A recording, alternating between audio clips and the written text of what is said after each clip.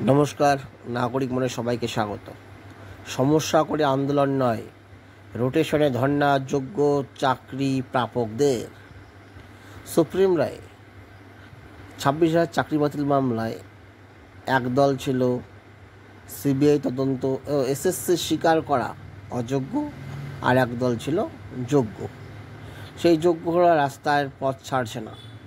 তাদের দাবি supreme court তাদের বিচার দেয়নি, তাই তারা এবং সঙ্গে সঙ্গে রাজ্য সরকারের দুর্নীতিকে সামনে রেখে রাজ্য সরকারের দুর্নীতি এবং কর্মকাণ্ডের জন্য আজকে এই অবস্থা, এবং সর্বশেষ সুপ্রিম কোর্টে তাদের সঠিক বিচার না পাওয়ার দাবিতে বিভিন্ন প্রেক্ষাপটে রাস্তার আন্দোলন এবং আইন লড়াইয়ের জন্য তারা মাঠে আছে।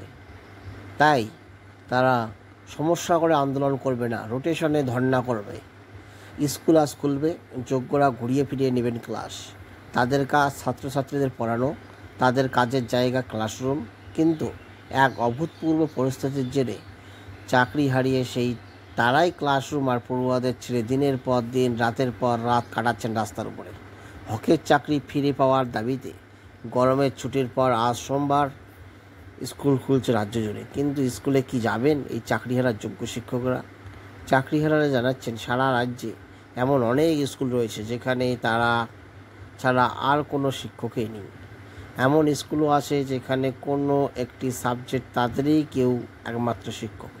এই অবস্থায় গরমের ছুটির পর স্কুলে গিয়ে যাতে পড়ুয়াদের সমস্যায় পড়তে না হয়, তাই তারা ঘুরিয়ে ফিরিয়ে স্কুলে যাবেন।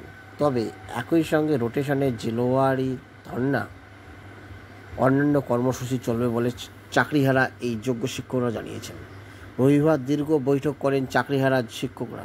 কলকাতা হাইকোর্টের নির্দেশে তারা ইতিমধ্যে বিকাশ ভবনের সামনে রাস্তা ছেড়ে উঠে এসেছেন সল্টলেকের জনসম্পদ ভবনের উল্টো দিকে। প্রশাসনের ঠিক করে দেওয়া ধর্নামঞ্চে ওখানেই তারা কেন্দ্রীয় কর্মসূচি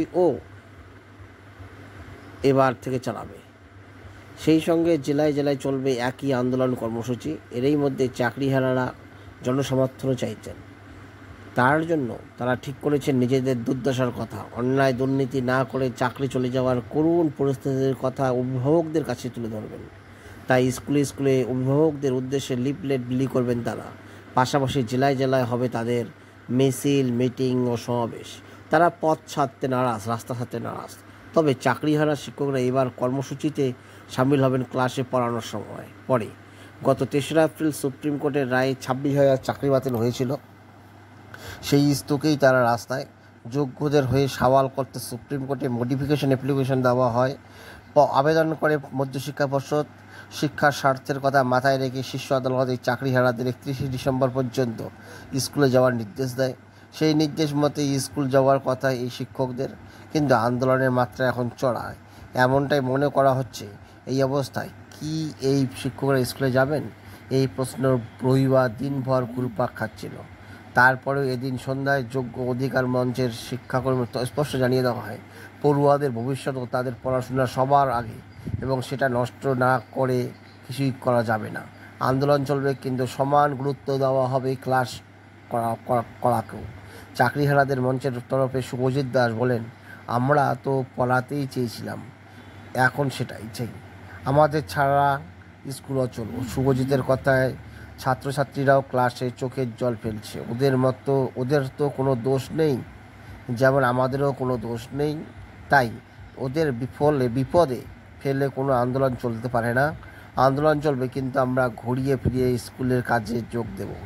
আবার রবিবারে একদল চাকরিহারা যোগ্য শিক্ষক শিক্ষিকা মুখ্যমন্ত্রীর বাড়ির উদ্দেশ্যে যান। এর আগেও তারা কালীঘাটে গিয়েছিলেন, সেবার তাদের আটকে করে পুলিশ, কিন্তু এদিন তাদের আটকানো হয়নি। ওই শিক্ষক শিক্ষিকারা জানিয়েছেন, এদিন মুখ্যমন্ত্রীর সঙ্গে দেখা না হলে কালীঘাটের সিএমের অফিসের আধিকারিকদের এসে তাদের সঙ্গে কথা বলেছেন, স্মারকলিপিও গ্রহণ করেছেন।